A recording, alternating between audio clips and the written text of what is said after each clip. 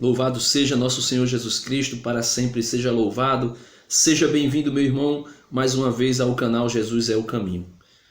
Em nome do Pai, do Filho e do Espírito Santo. Amém. Vinde, Espírito Santo, enchei os corações dos vossos fiéis e acendei neles o fogo do vosso amor. Enviai, Senhor, o vosso Espírito e tudo será criado, e renovareis a face da terra. Em nome do Pai, do Filho e do Espírito Santo. Amém. Meus amados irmãos, antes de dar continuidade, eu peço a você, dá uma curtida aí no vídeo, se inscreve no canal e compartilhe os vídeos do canal para que a gente possa ser recomendado pelo próprio YouTube e alcançar mais pessoas. Esse vídeo é para concluirmos a série sobre os atributos da igreja. A igreja que é una, santa, católica, e esse vídeo de hoje nós vamos ver porque a igreja é apostólica. Então vem comigo. Como eu sempre falei, nós vamos dar seguimento a esses temas usando o catecismo da igreja. Porque aí a gente fala aquilo que a igreja fala. Eu não quero dizer nada por minha conta. Eu quero falar o que a igreja fala. Eu quero ensinar o que a igreja ensina. Isto é ser membro do corpo místico de Cristo. A igreja é apostólica. A igreja é apostólica, parágrafo 857 do catecismo. A igreja é apostólica por ser fundada sobre os apóstolos. E isto em um tripé, em um tríplice sentido. Ou seja, em um tríplice sentido. Quais são os sentidos? Sagrada Escritura, fé apostólica, que ali é a doutrina dos apóstolos, na tradição apostólica, e o Sagrado Magistério da Igreja. Esse tríplice sentido da Igreja está contido aqui, Ela foi e continua sendo construída sobre o fundamento dos apóstolos. Efésios 2, versículo 20.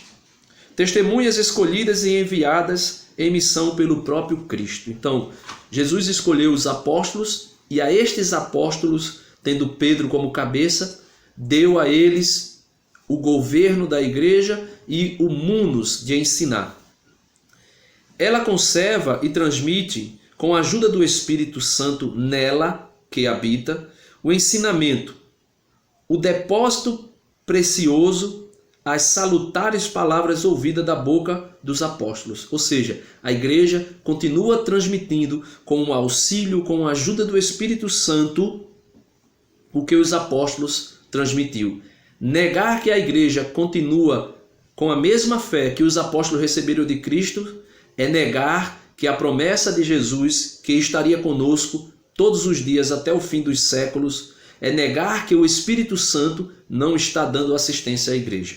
Ele continua dizendo, ela continua a ser ensinada, santificada e dirigida pelos apóstolos até a volta de Cristo, graças aos que a eles sucedem na missão pastoral, o colégio dos bispos, assistido pelos presbíteros, em união com o sucessor de Pedro, pastor supremo da igreja. Ou seja, até hoje os apóstolos continuam nos ensinando. Quais apóstolos? Os bispos que sucederam os apóstolos que formavam o colégio apostólico, onde Pedro era cabeça e chefe do colégio apostólico.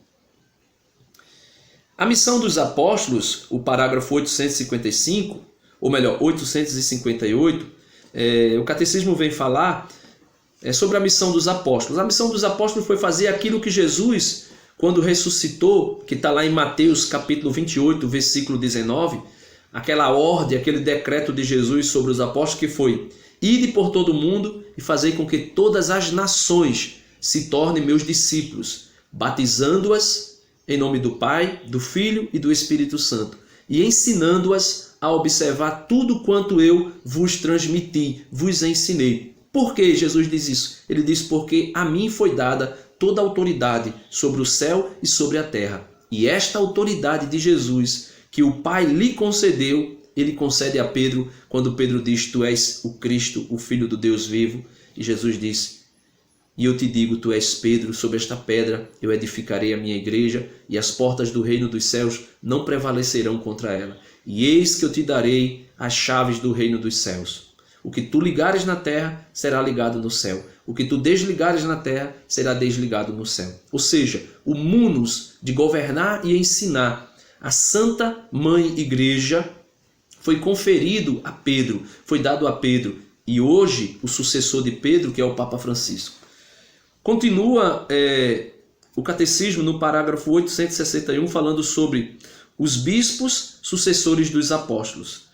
Para que a missão a eles confiada fosse continuada, a ele quem? Os apóstolos, após sua morte, confiaram aos seus cooperadores imediatos, como que por testamento, o munus de completar e confirmar a obra iniciada por eles, recomendando-lhes que atendessem a todo o rebanho no qual o Espírito Santo os instituíra para apresentar a Igreja de Deus. Constituíram, pois, tais varões e administraram-lhes depois a ordenação, a fim de que, quando eles morressem, outros homens íntegros assumissem seu ministério. Ou seja, os apóstolos ordenaram outros homens íntegros, como foi, por exemplo, Judas traiu Jesus e depois saiu para se suicidar. Após a morte de Judas, está lá em Atos dos Apóstolos, capítulo 1, se eu não me engano, versículo 18 em diante, os apóstolos se reuniram e disseram que era necessário colocar um outro bispo para assumir o lugar de Judas no apostolado.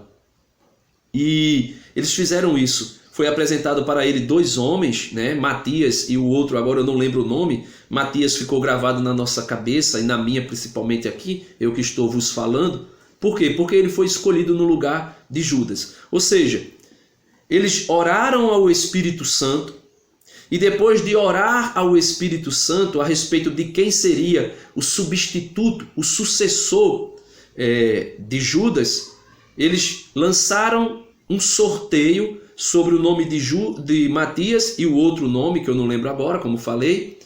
E, segundo aquilo que o Espírito Santo queria, o nome de Matias foi escolhido para suceder Judas. E assim a igreja foi fazendo constantemente com os bispos que vieram após os apóstolos. Nós podemos ver de maneira muito clara que a igreja continua o apostolado, que a igreja continua vivendo a mesma fé ortodoxa dos apóstolos. Por quê? Porque existe uma sucessão pelo sacramento da ordem ininterrupta, ou seja, que não foi interrompida durante os séculos.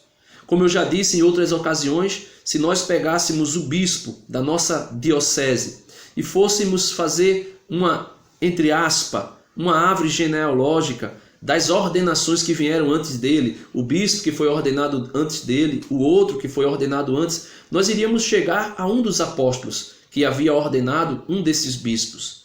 Portanto, meus irmãos, o Catecismo da Igreja deixa para nós aqui no parágrafo 865, para que nós possamos concluir essa série sobre os atributos da Igreja, a seguinte colocação: a Igreja é una, santa, católica e apostólica, em sua identidade profunda e última, porque é nela que já existe e será consumado no fim dos tempos o reino dos céus. Ou seja, na igreja já existe o reino dos céus. Jesus já reina na sua igreja.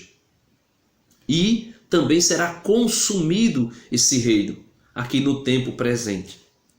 O reino de Deus, que veio na pessoa de Cristo e cresce misteriosamente no coração dos que lhe são incorporados até sua plena manifestação. Até Jesus voltar na sua glória, nós teremos a concretização do reino de Deus dentro da igreja e também no fim dos tempos, na escatologia, quando ele voltar. Aí diz: então todos os homens remidos por ele, tornados nele santos e imaculados, na presença de Deus, no amor, serão reunidos como o único povo de Deus, a esposa do Cordeiro, a cidade santa descida do céu, de junto de Deus, com a glória de Deus nela. E a muralha da cidade tem 12 alicerces, sobre os quais estão os nomes dos 12 apóstolos do Cordeiro. Apocalipse 21, versículo 14. Então, a igreja, meus irmãos, é santa. A igreja é una, a igreja é apostólica, a igreja é católica. O catecismo da igreja continua no parágrafo 866 dizendo: a igreja é una, tem um só Senhor, confessa uma só fé, nasce de um só batismo, forma um só corpo, vivificado por um só Espírito, em vista de uma única esperança, no fim da qual serão superadas todas as divisões. Isso é um resumo. A igreja é santa. O Deus Santíssimo é o seu autor. Cristo, seu esposo, se entregou por ela para santificá-la. O Espírito Santo, o Espírito de santidade, a vivifica, embora congregue pecadores. Ela é imaculada, feita de maculados, maculatos e matula. Nos santos brilha a santidade da igreja. Em Maria está e já é toda santa. Aí ele diz: a igreja é católica, única, a totalidade da fé, traz em si e administra a plenitude dos meios de salvação. Ele diz: a igreja é apostólica, está construída sobre o fundamento dos apóstolos, os 12 apóstolos do Cordeiro.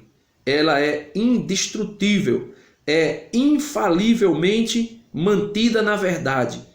Cristo há em seus sucessores, ou melhor, Cristo a governa por meio de Pedro e dos demais apóstolos, presentes em seus sucessores, o Papa e o Colégio dos Bispos. Ou seja, meus irmãos, a igreja é a única igreja de Cristo.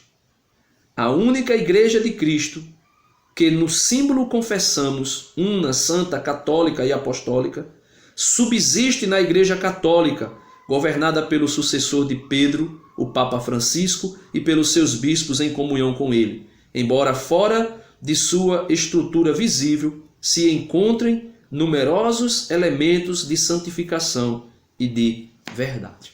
Ou seja, praticamente eu só fiz ler o catecismo para dizer que a igreja é católica, a igreja é una, santa, católica e apostólica. E principalmente concluindo aqui a série dizendo que a igreja é apostólica. Por quê? Nasceu da fé dos apóstolos, dada por Cristo, e continua se vivendo essa mesma fé, sem ser interrompida e sem ser mudada a sua doutrina. Por isso, compartilhe esse vídeo, curte o vídeo, se inscreva no canal e vamos divulgar a verdade sobre a igreja de nosso Senhor Jesus Cristo. E a verdade sobre a igreja de nosso Senhor Jesus Cristo é que ela é una, santa, católica e apostólica. E subsiste na igreja católica, apostólica, romana. Louvado seja nosso Senhor Jesus Cristo, para sempre seja louvado. Em nome do Pai, do Filho e do Espírito Santo. Amém. Fica na paz. Deus te abençoe.